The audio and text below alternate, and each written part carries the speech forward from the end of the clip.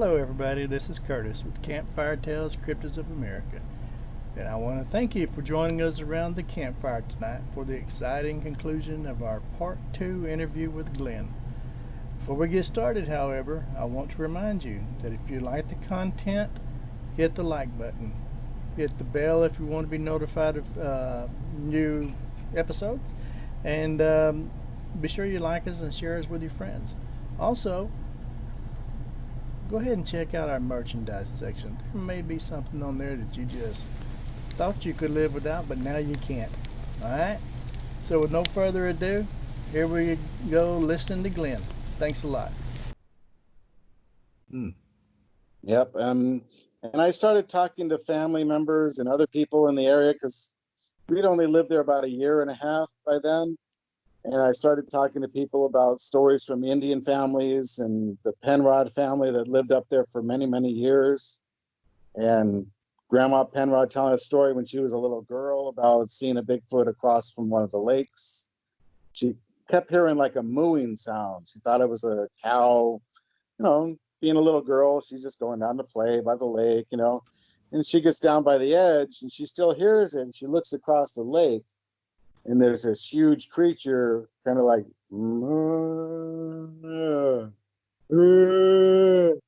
and she said it had a sorrow sound, like maybe it had lost one of its young or somebody drowned, but she said it had such a sorrow sound to the voice. She was really, entranced by it, scared, but, she could feel the sorrow in its voice. Gotcha. And we've also found a few caves near about a few miles away where my friend and his friend found a cave where they actually slid into it by accident. They were going down like about a 30-foot incline with all rocks all in the area, getting down to the creek. They were going to do some fishing. And they were going down there, and his friend slid down this opening into this cave. Now, it had a bigger gap from the side, but where they slid in, it was big enough for, human 15, 16-year-old kids to slide in, no problem, But it was bigger if you kind of came in from the side of that rock. And I'd been to that cave since. He showed me that cave, and, it was probably about 30 feet deep and had like a kind of a, I would say almost a shelf about 10 feet, 15 feet on the one side, about 8 inches up. It was kind of leveled off on one side. And there wasn't really much in there. There was a couple carcasses from a bigger bird, maybe like a hawk or something like that, and a couple other little bones. And then as you got toward the back of the cave, all I had was a lighter. I didn't have a flashlight at the time. So I'm in the back of the cave and I can hear what sounds like a cavern behind there. And there's a pretty good sized rock, kind of like hanging down, that I can go around. So I went around that rock, and in the back, there was like about an inch gap all along the bottom of that area. And I could hear this huge cavern behind it. Just the wind whistling is whistling behind there, but you can't move it. But I don't know, maybe some other creature could move that pretty easily. And that's kind of when we decided to leave. Yeah. Not having the right lights or any guns, not a good idea to be in caves. No, it's not. And, crying out loud, rattlesnakes in the Arizona area and scorpions and stuff like that, Now, when I was a kid, I might have done it, but now that I've got a few more brain cells than I had back then, there's no way I'd do it today. Yeah. Oh, yeah.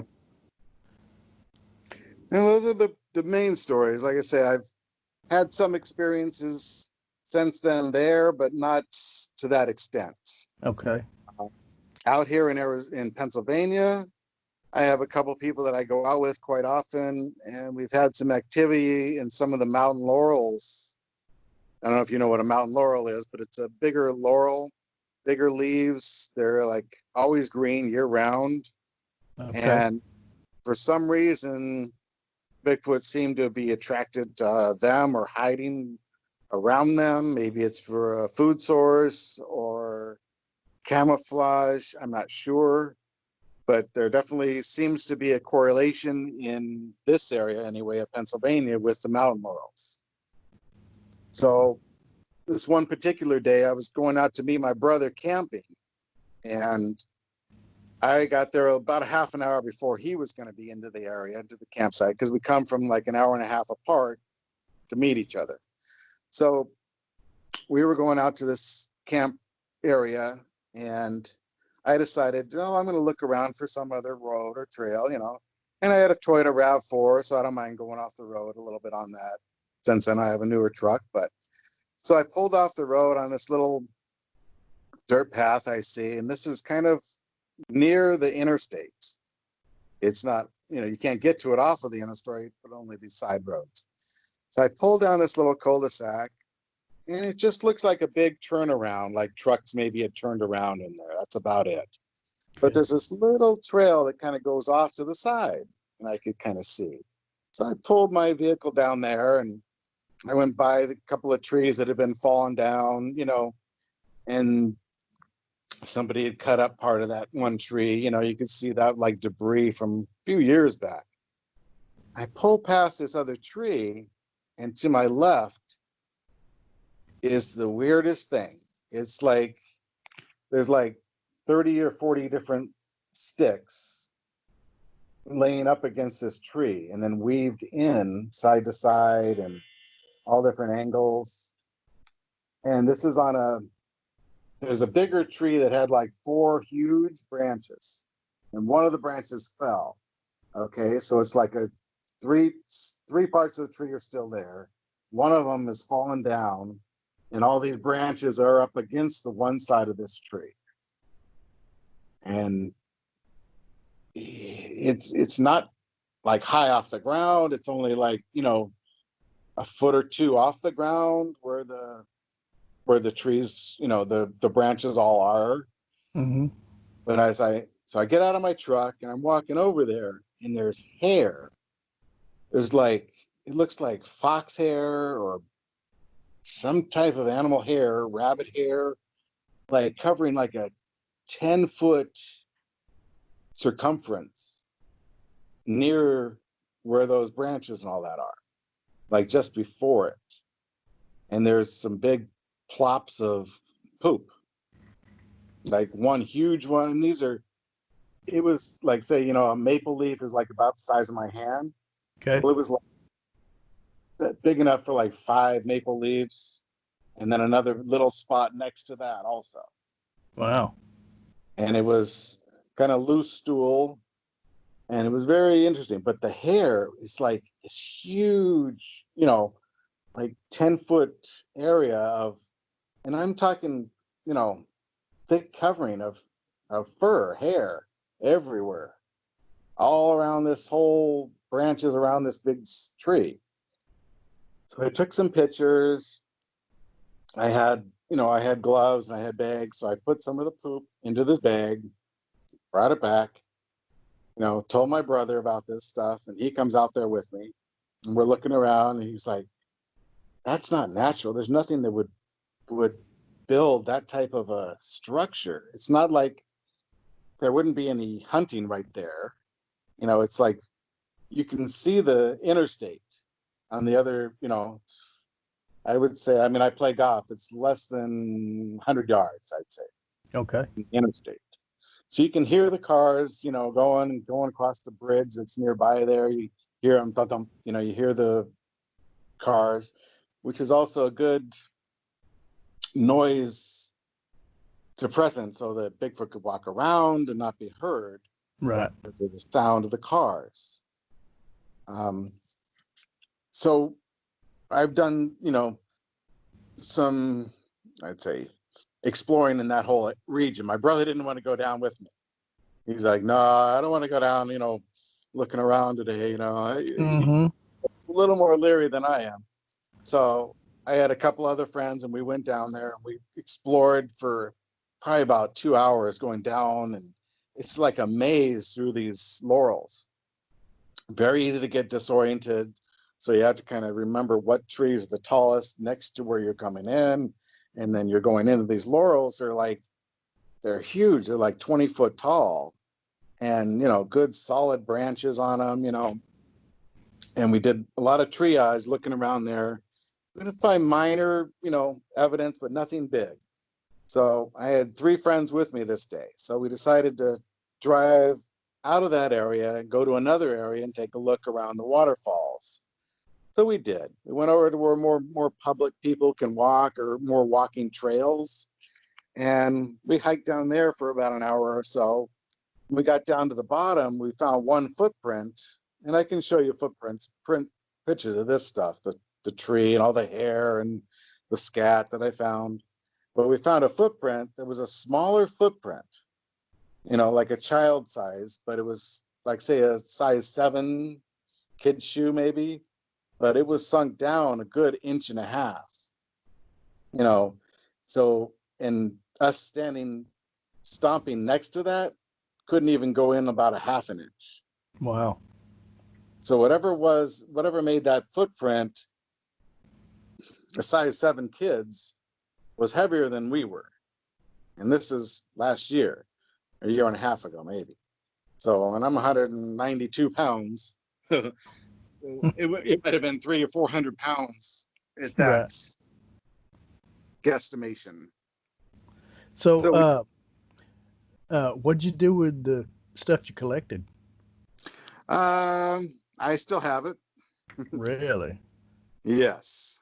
Wow. I made out of part of it, I took and made a slurry out of it and put it into a spray bottle, just to kind of maybe piss off or attract or detract some Bigfoot different areas that I've been exploring in. There's nothing might want to piss off a Bigfoot than something that smells like that.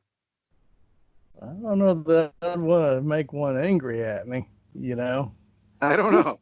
I'd hate for somebody to say, "Oh, look at this Bigfoot poop." I know it is because there's Curtis in there, I don't Yeah. want to get gobbled up.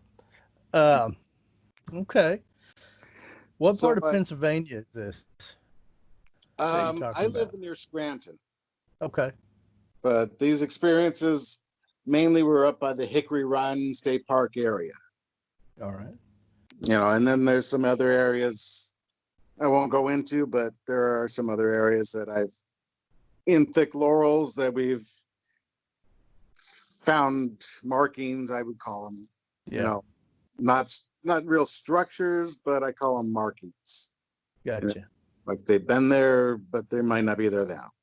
Yeah. But that particular day that I had my friends with me, we came back from the other spot by where we found the small footprint. We hiked back up. It's a good 45 minutes back up to the main road where our truck was. And it was getting dark by then. So I told everybody, all right, we got to head back out. So we did. Get back out. We drive back over to where we'd been exploring, where that tree was down and all the hair and all that. We got back to that area. That night I decided to back in because it is a little muddy over there, and at night easier to pull out that way. Sure. So I backed in this night. And we're all talking, we're having a beer, bullshitting. It was one of the girls that was with us, Stephanie. And I said, Stephanie, why don't you, say a few things, talk a little bit, let them know that you're here. And she goes, well, what do I say? And I'm like, just say anything, just say, hi, Bigfoot, we're here. We don't want to hurt you. We just want to, just say whatever. So she started talking a little bit. And we did have a big spotlight that plugs into the truck and a couple of little flashlights. Well, this particular time I didn't have one, but I, had other people that did. So I walked out at an angle down this one. There's like 2 main paths that go down into the laurels, one to the left and one to the right. Well, I went down toward the one to the right, and they're shining the light behind me. So it's doing a big silhouette on all the laurels in front of me. They could see me, and I get down there about 30, 40 feet. And I'm just talking, just making conversation, just trying to make light and trying to put the creatures or whatever's out there at ease, if there's anything out there. And, didn't hear anything. I come back up to the truck and we're talking for about 10 minutes. And my one friend, AJ, gets back into the front passenger side of the truck. And I decide I'm going to do a yell. So I'm going to try and replicate what I heard in Arizona. But instead I see that the windows are open in the truck, so I didn't want to do it right next to the truck. I'm on the driver's side. So I go to the back of the RAV4, toward the back of the SUV, and I just go, a little bit louder, a little longer, about a little over half a second, just really loud. Okay. Within a second, something stomps up toward us, rushes up. I mean, the branches are breaking, and it's a bipedal steps and probably 800 pounds. Oh, wow. Everybody just jumps in the truck. They're screaming, and it sounded like about 15 feet away. It was that close. And it was definitely moving toward us fast and heavy. We jumped in the truck. The one girl had to run around the truck because her, ex-boyfriend now, but closed the door on the closest side. She had to run around the truck to get in. Okay. Probably why she's not dating him anymore. Yeah, exactly. So we're, sticking in gear and go. And they're like, go, go, go. You can knock the truck over. They're all, half hour ago, the one guy's like, oh, I'll fight Bigfoot, man. He can, tear my arm off. I'm going to fight him, Yeah. Okay. So I don't know why I didn't stop and turn around, but we were pretty scared. Yeah. We got about 20 minutes away, and we're still shooken. I mean, it shook us up, and then so we waited about a day, and then we went back. Just the two of us went back, AJ and myself, and we're parked there, and we walk down, and we can see where those laurels are, and there are thick branches that were like twisted and thrown up into the tree, like when it came up out of there. Mm-hmm. It must have been hiding behind them, and then heard that, and it's like it it reacted. In other words, it Wow. definitely. Yeah. So, what do you think Bigfoot is? What do you think they are? Uh I definitely believe it's a human type creature, but has evolved to be very intelligent, very knowledgeable about the earth and its ways. Definitely not just an animal. I mean, I think it has reasoning capabilities. They're smart. They know how to avoid us, the stupider creatures. Yeah, ones that Yeah. go out hunting these things. We as people, we become very knowledgeable about our way of living our lives. The internet and books and television and all this sort of thing. We become experts in our way of living, and you got to consider that these guys, Bigfoot, they're raised in the wild, and they are geniuses at living in the wild. I mean, that's their way of living. And Oh yeah. so, if you see one, it's going to be by accident. It's going to be because they made a mistake. And Or they don't have any fear. yeah, They can sense that you're a good person. I oh, mean, and I think they can. I used to joke with my friend Johnny. I would say, "Oh, they have my scent. They know me." Oh, well, they pass it around like, "Here's Glenn." Like, no, but they know what my scent is. Yeah. They know why I'm out there. And we've camped out in those woods where I've had the experiences and seen the footprint. We camped within 200 yards of that lake, in hidden spots where people don't see you. but and They know you're there. we walked around all the time at night up there because we weren't afraid of them. We knew they were there. They knew us. They knew whenever we were there. Yeah. I know that. And and occasionally you'll get like an alpha male or somebody who wants to, flex their muscles or mark their this is my area of the world. What are you doing here? Type thing, And they make some noise or they will toss things at your campsite and stuff like that, And um, I want to share life with these creatures. I don't want to end theirs, and I don't want them ending mine. That's for sure. Yeah. I mean, I wouldn't mind, camping out with them, or learning from them because I think we Sure. can learn more from them than they can from us. Well, there's lots of tales, from the natives, like in Alaska and Washington, Oregon area, that they lived cohabitated with the Oh. Sasquatch.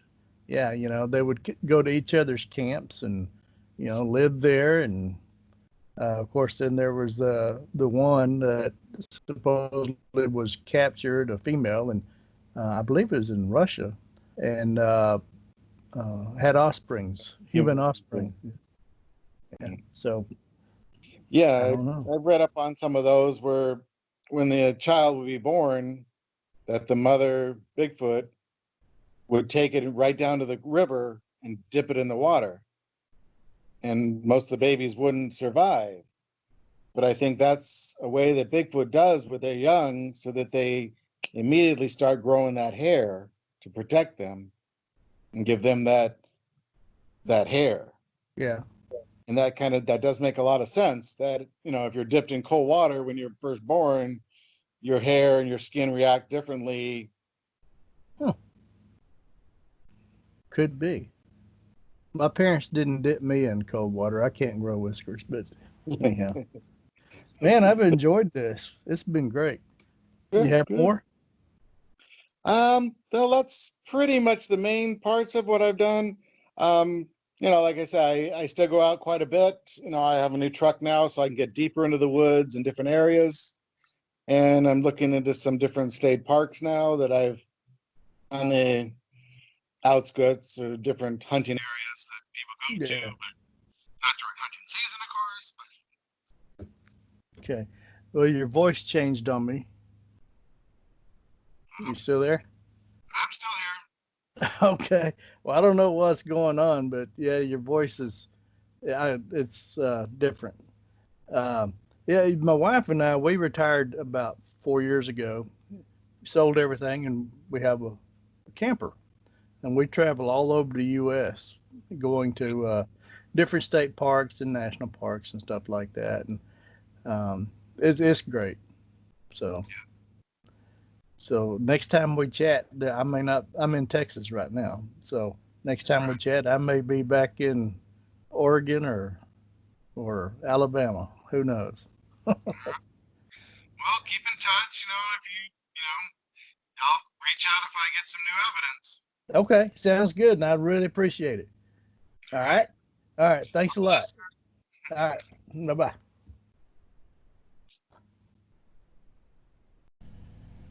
All right, everybody. Thank you again for joining us around the campfire tonight for the exciting conclusion of Glenn's story. Hope you liked the content. If you did, be sure you like us, subscribe, and hit the bell. Tell your friends about us. Share us. Don't forget to check out the merchandise section. Also, next week I'm going to start a 3-part series of my interview with a man named David Parker. All right. Like I say, it's going to be a 3-parter, so be sure you stay tuned for those coming out in the next 2 to 3 weeks. All right. Thanks a lot. God bless and have a great evening.